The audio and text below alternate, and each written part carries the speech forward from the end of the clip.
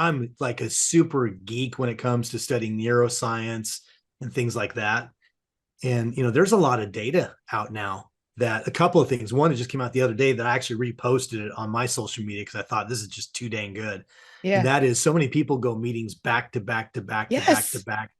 And there's now like scientific proof that if you don't give yourselves at least about a 10-minute break in between, that the amount that your capacity, your creativity, your efficiency, Mm, all of that stuff diminishes is rapid. But even a wow. 10-minute break in between Makes a allows your brain difference. to be able to reboot. Fear stops us from achieving our true greatness. Are you a professional woman who is feeling stuck, unmotivated, or burned out? Are you worried about your wellness? Are you letting fear stop you from crushing your goals? If you answered yes to any or all of these, then this is the podcast for you. Dr. Charmaine Gregory, night shift emergency physician, burnout thriver, and wellness champion, along with everyday heroes just like you, will explore how to face fear in our lives and emerge victoriously. Hey, thanks for checking out this episode. Be sure to click the subscribe button and the notification bell so that you get notified when the next video comes out. It only takes 2 seconds to make 2 clicks. So let's do it. Let's get back to the video. Welcome, welcome, welcome, welcome, Fearless Freedom Tribe. This is Dr. G, and we are back for another exciting episode of the Fearless Freedom with Dr. G podcast. Today, we have Clint Hatton with us, and he's going to tell us all about himself and all of the things that he is up to. Take it away, Clint. Dr. G, come on. Thank you for having me on. Two of my favorite words, fearless and freedom together. So I'm loving this already. Yeah, thank you so much for having me on. I've been looking forward to this conversation. For me, been up to a lot of new things over the last couple of years. And what I'm most passionate about right now is I'm a transformational coach, which I've been coaching and mentoring people for about 20 years, but I'm doing it in a new way. So I'm excited about that. I'm doing some speaking with corporate settings and some church stuff, things like that too. Getting ready to do what you're doing right now, which is I'll be launching a podcast this year as well, something I've been working on, Oh, but not great. quite there yet. And then, of course, I just published a book this year as well, my first book ever. So that's been a whole new journey as well, and required to be, I can't say I was fearless during the whole thing, but definitely need to push past some fears. So those are Yes. just a few of the Yes. things I got going on there. But mostly, yeah, just a lot going on with the family. I got an 18-year-old who's just getting ready to head off to college this summer to Oklahoma Oh, State, which is where he's wow. going. And Where's he going? so Oklahoma State. Oklahoma State. Nice. Okay. Yeah, Cool. it was his well, he's been brainwashed from a very young age by Who my went to by Oklahoma State? his grandfather and some of that side of the family. Okay. And so to be fair about it, he's been brainwashed for quite a while. He's only allowed to wear orange and black now. Oh my I'm kidding. gosh. And he's went to quite a few football games and just that stuff. But it's really cool because it's the only school he's really ever wanted to go to, and he Okay. he got in, and so he's super excited and on a new Oh, journey. that's great. That's great. Yeah, I mean that's fantastic. And then for it to be a tradition, family tradition, it's nice. Yeah, now the 13-year-old who we all went on a trip 2-3 weeks ago now, but a couple 3 weeks ago to do a full tour of everything, including the housing and all that stuff. And now the 13-year-old's pretty much there as well. So we'll see if that Oh, holds out. really? But yeah, it was a great trip. Wow. They do such a tremendous, I'm sure a lot of schools do, but they do such a tremendous job of supporting the kids and all the different opportunities available to them. We told them by the time it was done, it's like, listen, if you don't kill it here, it is Yeah, you your better. fault. You It better is kill your it. fault because they have given you every support you could possibly think of to make Yeah. sure you're successful. No, that's great. That's great. Is it a big school? I think it's a pretty big school, isn't it? I mean, it is compared to some, but it's funny. It's a really interesting setting. The entire city of Stillwater, which is where it is, with the school is 56,000, Okay. and Okay. Okay. 26 of that is Yeah. the student population. Okay. But they've got, compared to in the Big 12 where we are, compared to acreage wise, Yeah. They have much more acreage than most of the other bigger schools have. Okay. So when you're there, there is a lot of students. It's not small, but it Yeah. feels small because everything's spread out and you're kind of Everybody's walking just all over around. the And place. Okay. yeah, yeah. Yeah. Even when it's busy, it doesn't feel busy. So we think he's gonna love it. Okay, good. That's good. That's good. Yeah, I went to my school with grad and everything undergrad. I think it was at the time probably like 8,000 or 9,000. Yeah. Whereas the state school that was literally across the way was like 20 or 30,000, I think. Yeah, yeah, and there's Yeah. some that are even. We have several friends that have kids down at Texas A&M, which Oh I don't my know if you know. gosh. Yeah, like Massive. 70, and it's the entire city, like 70,000. It's That's it's really crazy. a Yeah, lot of young people. My that's a gosh. lot of shenanigans. Yes, yes, exactly. I said young people. I didn't want to say shenanigans, but yes. So that's good. That's good. That's good. That's exciting. Yeah, yeah. Wow. So that's a transition for you. And then Yeah, so yeah. how are you feeling about baby bird leaving the nest? Like how you feeling about that? Is there any fear We're involved really, in that? we're really, no, we are. We're really, we're really excited for him. We went through, and we don't need to get into that now, or too much later even. But our oldest son, Gabriel, his older brother, we suffered a pretty significant tragedy just prior to his 18th birthday when he passed away in a Oh plane crash. And so no. he actually Oh, he hadn't made the full decision yet if he was going to go to OSU. They have a really great yeah. flight school there, but he was a Mm, pilot, and okay. he had two really great tracks. This was in 2019. He Yeah. had two really great tracks to continue his dream of becoming a commercial pilot. And Yes. so he was still kind of leaning back and forth between OSU and a really nice flight school. But he lost his life training, and so with Joel, going there now, it's got kind of an extra. Oh gosh, how do you even say it? It's just really meaningful that he's getting a Yes. chance to Yes. go and kind of carry his brother's memory with him. Oh wow. Wow. That's the heavy part of our story. That Yeah, is yeah, incredible. I am so sorry. But it yeah, sounds like he is living within Joel, right? Joel yeah. is the one that's going to college now. That's So exactly that right. is Yeah. so so that's incredible, you know.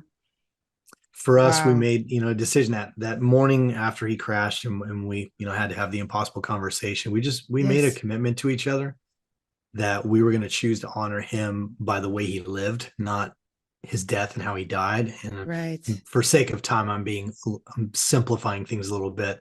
Obviously a lot of pain still to this day, and a very Yes. emotional thing that we had to work through, and we didn't do it perfectly, and are not doing it perfectly. We're not a perfect family, but what ultimately ended up becoming my transformation coach brand, Big Bull Brave, and the book that I wrote, all are based on the inspiration of Gabriel, who Okay.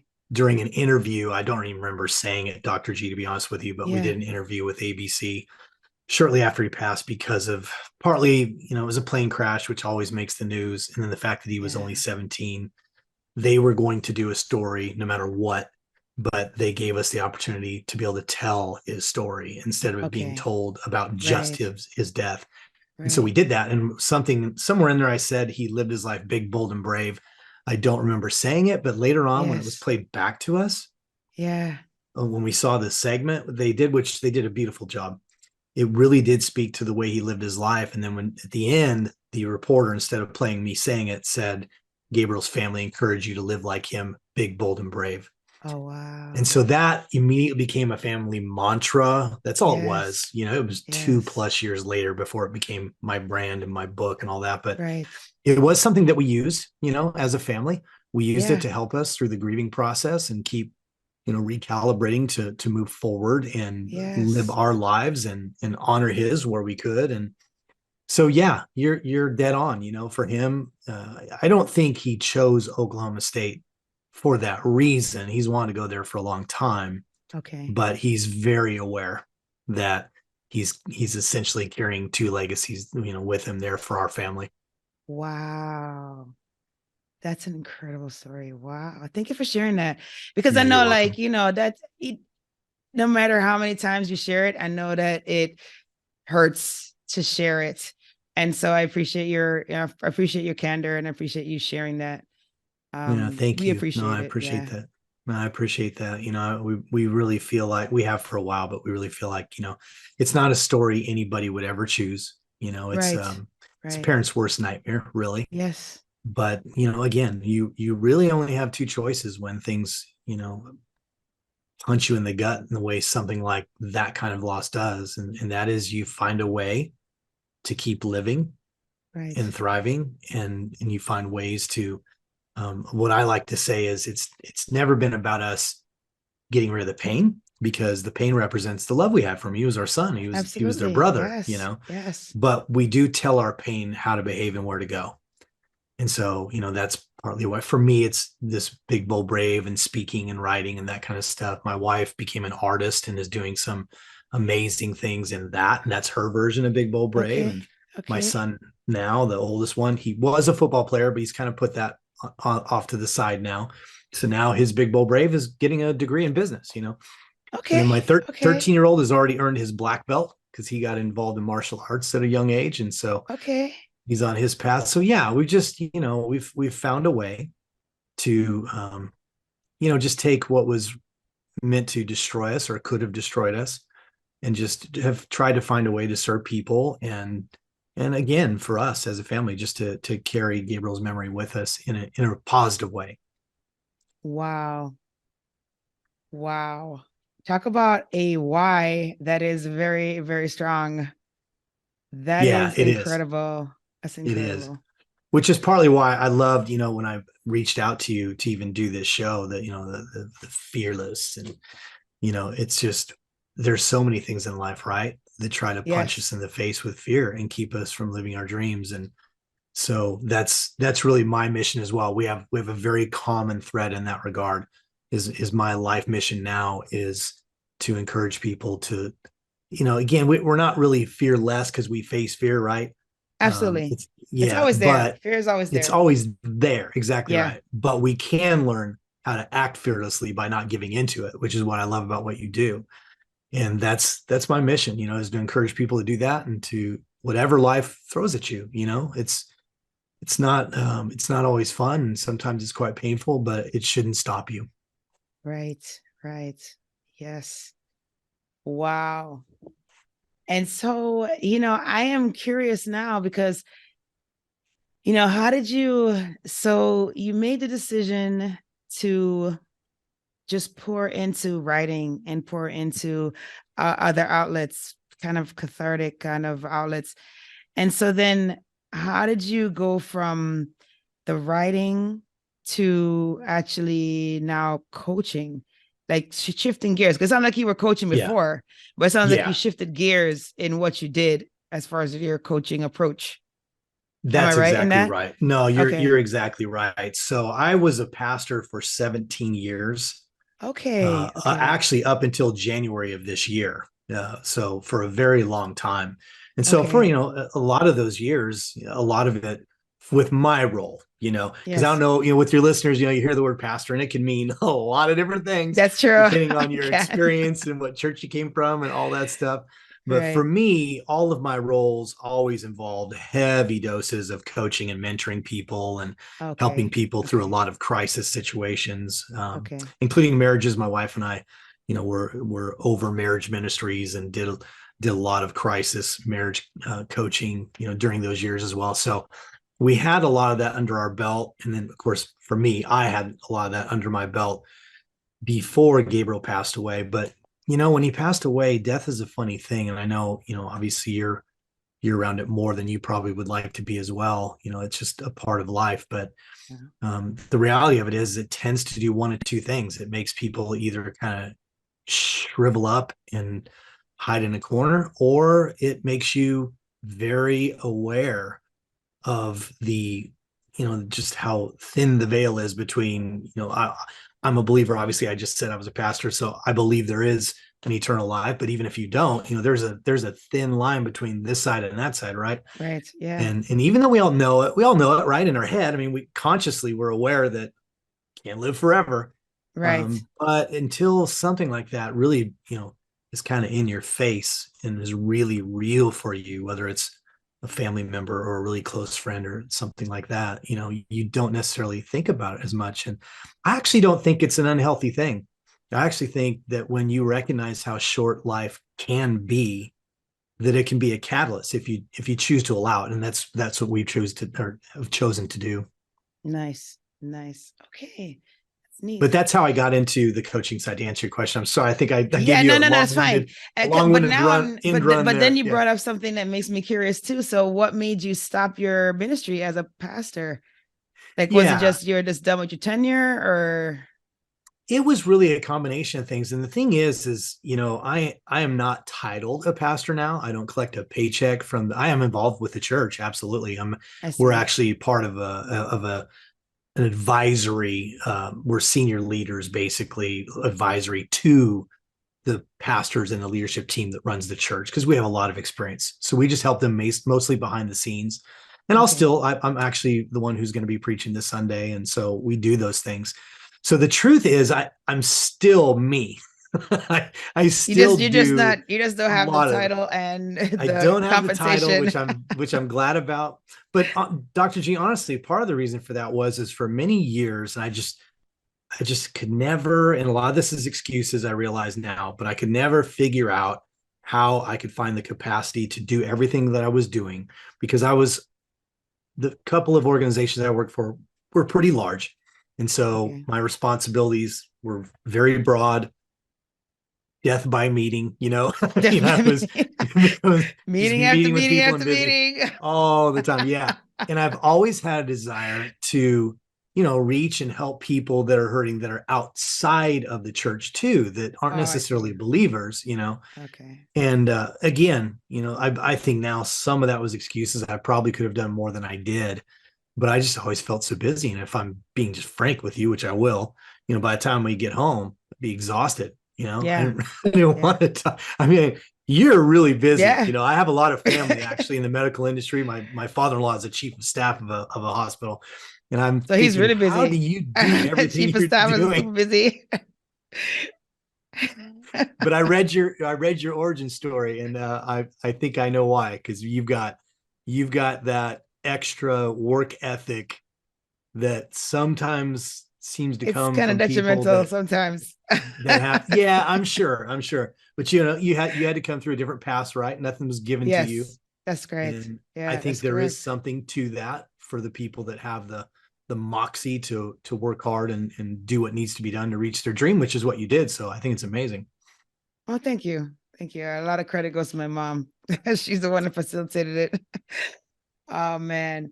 Yeah, no, that's great. So it's good that you're still able to participate in. It sounds like you really love the work. I mean, even though you're not like at the fore right now. Well, it's way better when you're not actually are still on doing staff. The stuff behind scenes. Well, you're at the fore on Sunday because you're about to preach. Yeah, that's okay though. You probably have figured out already.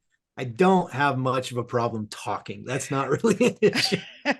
It's all the meetings I don't have to go to anymore. I love it. It's like I'm free. Yeah, it frees up all the time. You're like, you could write books. You could do all these other things. The world so is much my more oyster. time. That's right. Oh my gosh, that's so funny. Death by meeting. Oh, gee. It happens everywhere, and it happens in the does church. In every institution. It's crazy. Sometimes I wonder if it just couldn't consolidate things. Let's have I don't know, like a board where you just okay, you have all the things and you come with the highlights and you present from your department and you present from your department, and then we just make a decision in one big meeting. And so it's not 50 million meetings all across the week and across the month. Yeah. You are, as they say, preaching to the choir to me. Fair. Leadership is a big thing of mine. I've been a leader. I've trained a lot of leaders, so it's one of my favorite topics. And man, you are so right. There's a lot of data. I'm like a super geek when it comes to studying neuroscience and things like that.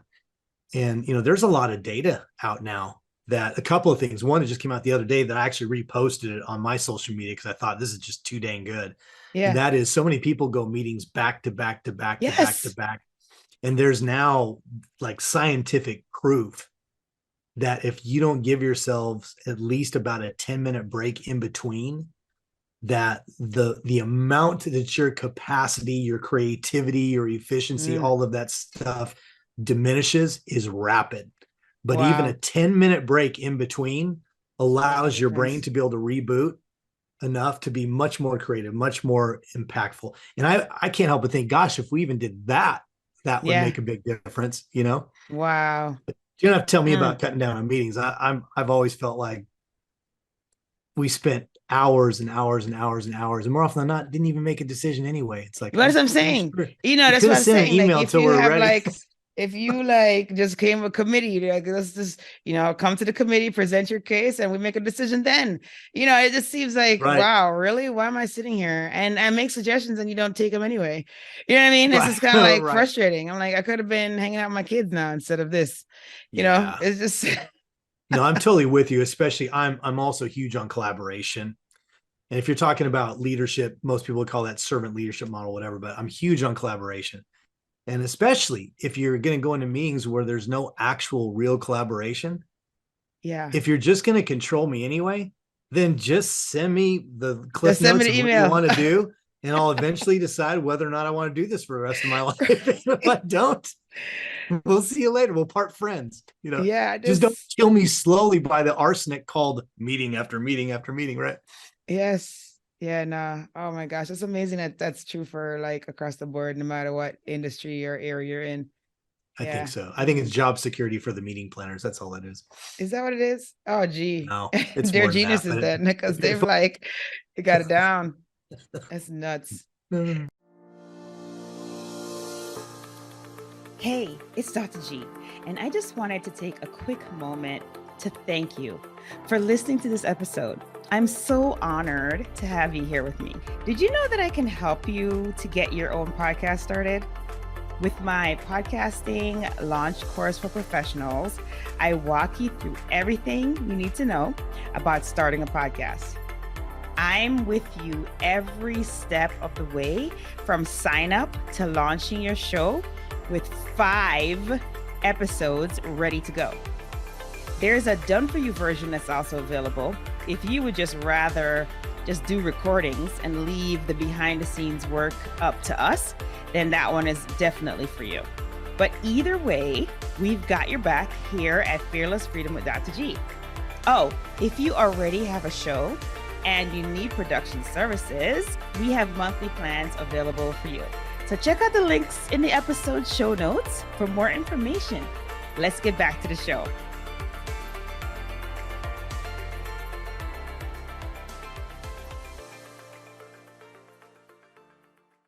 So tell us about so that you told us about how you transitioned into transformational coaching.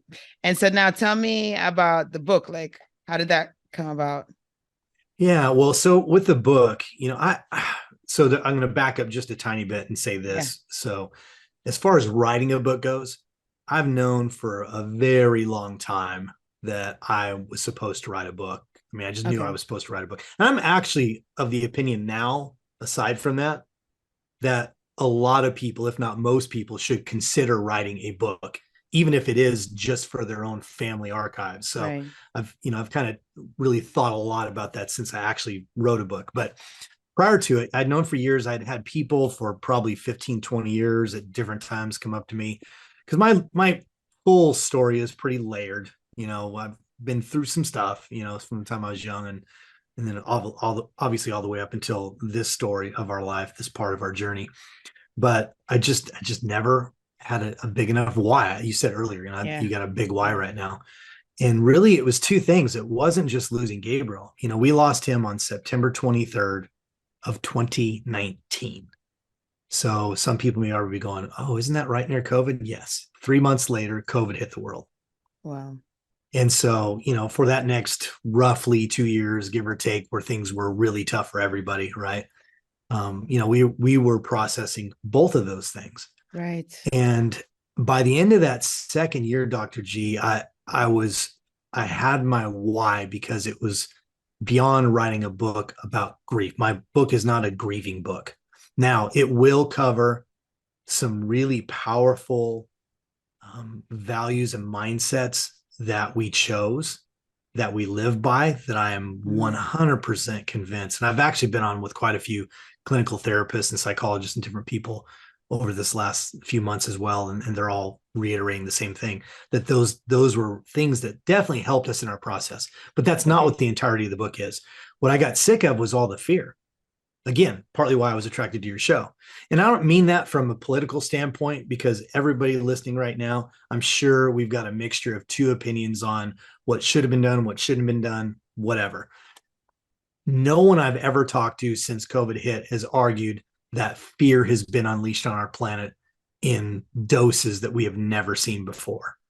And it's caused even worse divides in so many different ways, whether it's race, whether it's gender, whether there is even a gender, all this stuff, right? Yes. And so I just felt like fear and hate in particular had gone through the roof. And I really just believed that I could write a book and use part of that story, which I did, with Gabriel, but use it to not just inspire people, but to hopefully encourage and empower them to not be crippled by fear. And, fear, I don't know how you feel about this, but I've always felt, and I've always said it this way, that to me, there's a hierarchy of emotions, and the top hierarchy on one side, which you can call it the positive side, whatever, is love. And to me, every other good emotion comes out of that, right? And then the other one's fear. And I think everything else comes out of fear. Hate comes out of fear, resentment, bitterness, all those things come out of fear. And I just felt like there was so much of that, and it was creating such a toxic soup across the globe that I could be one person that's, and again, I am just one person. I'm not trying to imply that I'm going to save the world. I'm not. Hopefully a whole bunch of people feel the same way, right? But I just felt like I could write something that would encourage them to stop the hate, to begin to kind of pull back a little bit, look at the way they live their life, look at how they want to be known, look at how do I want to be known as a person? How do I want to leave people when I leave a room? How do I want them to feel about me? Because it's not about agreement. You and I can completely disagree on something and still love each other and still respect each other and still honor each other and walk away going, wow, that was really interesting to hear her side of that. I still think I don't agree, but man, that was really interesting. And I understand her perspective now, I still don't agree, but I understand the perspective. So I just think we need a whole bunch of people doing that now, that we can flip the script on this thing so people have hope and people really know that they can make a difference. Yeah, no, you're right. We need a little army of positive thinkers. Absolutely. Yeah. Oh my Kindness. gosh. Yes. Just kindness alone. Let's Gosh, pay can that you imagine? forward. What if everybody just chose to be kind today? Yeah, I know. Choose kind. Choose happy. Oh my gosh. I tell my kids it all the time. I'm like, choose happy today. It's a like, choice. yes, mom. Yeah, I know. They don't get it yet, but you're right. I just hope that at some point they hear our voices, in their ears, like, okay. And then they will do the right thing. You know what? I can give you some hope to that, because for some of that 17 years, a pretty good chunk of it, actually, we were either directly the youth and young adults pastors, or we were over the people that were. Okay. And I can tell you, it's very interesting. Kids these days are really funny to me in this way. First, I think they get a bad rap in a lot of cases. I think they get prejudged a lot just because they process things a little bit differently than maybe my generation did. But I tell you what ends up happening is you end up finding out, and maybe years down the road, but often they heard everything. And they may have even done more with it than you thought. That was actually one of the things that happened after Gabriel passed away. It had a pretty major ripple effect because we live in a pretty large community. Okay. Was not only involved in aviation, but his high school was about 3,000 students, and he was one of those people. High school. Yeah, and he was one of those kids that had friends in football players and band, and I mean he had friends in just about every walk of life, right? And so a lot of those different kinds of people gathered, after he passed. And what we asked for is we just asked people to write us just some notes, because we knew we weren't going to be able to talk to everybody, and just give us a story or tell us Yeah. something about Gabriel or whatever. And when that happened, Dr. G, I was blown away. Oh my God. I mean, because he was pretty amazing, obviously, to become. I mean, he soloed at 16 before he had even had a driver's license. So that gives you an idea Wow. of Yes. how much of a go-getter he was. Yeah. And then, he taught himself guitar, he taught himself photography, he graduated a year early. He was also a pain in the butt, and he could also be like most human beings. He was, I call it, perfectly imperfect, right? Yeah. But what happened was we ended up finding out all these different things that he was doing for people, kind things, and serving them and Oh, encouraging wow. people, all these stories that he never bothered to tell us, the kind of Right. stuff Well, why we'd would you tell always the talk parents? I'm about. gonna tell your parents No, that. they don't. So I'm telling you right now, your kids probably do way more than you even know they do. Oh my gosh. But it's getting in there. It's getting in there. They just Oh don't, I don't think wow. they're allowed to admit it until they're 25 or something like that. I don't know, it's something embedded in our DNA. Oh no, I don't like that. Don't hold on to that. We can break that. Oh yes, absolutely. Oh wow, that's fantastic that he made such an impact on his peers. That's great. They were having all Yeah, of it those was. It wonderful was things to amazing. And say. so, but that's why I say, I think our kids do hear a lot more than we think they do. There's a phrase that gets thrown around a lot more, is caught than taught. And Oh I yeah, think yeah. that's the truth. And so to me, that's the delineation, is if we're just telling our kids stuff all the time, Yes. but we're not doing it ourselves, Oh yeah. and Oh not yeah. and not perfectly, just Right. consistently, At least trying. then At least yeah, trying. then it may not stick, right?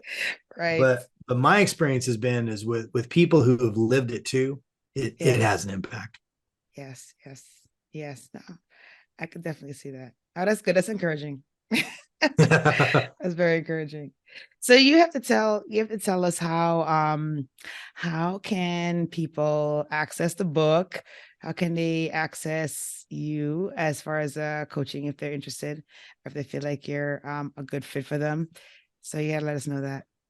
Yeah, so with the book, it's basically available everywhere books are sold. So you can go to Okay. Amazon, especially for your international audience, because of shipping issues. You definitely would want to go to Amazon. It can also be purchased through my website. But if they go to bigboldbrave.us, Okay. and yes, I know it's US. Everybody always says it's US, not us. But I like the word us. Us. That's why I Yes. chose that domain. So bigboldbrave.us, and there they can find out about the different talks that I can bring for speaking, transformational speaking, the coaching. If they're interested in seeing a little bit more about our story, some people have really enjoyed. I've got a really cool book trailer video on there, and actually Okay. some videos of Gabriel flying, and I put that on there for me, Yeah. honestly. And it's been really interesting. I've had so many people reach back out later and said, I mean, I spent like 30 minutes on your website checking everything out, and I love that video. So Yes. there's some personal stuff on there too. But I did recently start a weekly newsletter. It's obviously a free newsletter where I'm just giving a free coaching tip every single week, and Okay. then to talk, sharing some things that I love that I think are great resources. And so they can sign up for that too. I'd love to connect with people that way. Okay. No, that's great. That's great. And just so that they can find, well, I guess if they just look up Big Bold Brave, they'd find a book. But I just didn't know if they needed your last name as well.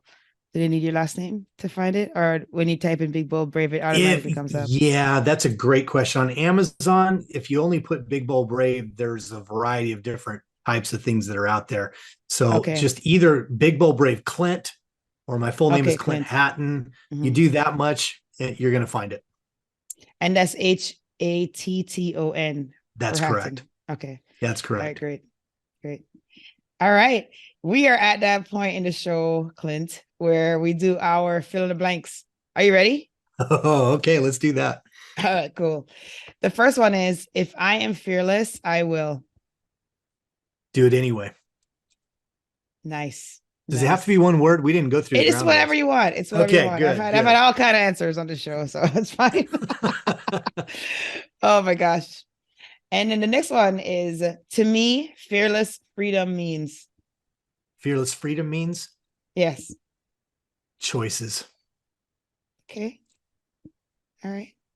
And then the last one is, my battle cry is. Big Bold Brave, baby. Of course. What else would it be? Right? You know what though? Can I share just one quickie? Yeah, real go fast? ahead. Yeah, Okay, because and you can find this on my website, but this is part of my battle cry too, and I really believe this about every human being. And so there's three things, and that is I believe every human being was created to be courageous. My podcast, when it comes out, is going to be called Courageous Conversations. Number Okay. two is that we all have a creative genius. 100% believe that, and I can actually back that up with science, but that's for another day. And then the Fair. third one is we were created to be compassionate. And so I think those three things are my battle cry: to be courageous, to engage in your own unique creative genius, and to do it compassionately. Love it. Love it. That's great. You know what? We really appreciate you taking time out and sharing your story, sharing the nuggets with us. We really appreciate that. Thank you so Well, much. thank you. Thank you, Dr. G. All right. Thank you for joining me on this episode of Fearless Freedom with Dr. G. Again, I'm Dr. G. And if you like this episode, be sure to subscribe so that you can get notified of when the next episode is going to be. And also, I'll catch you next time. Have a great one. Be strong, be brave, and unleash your greatness.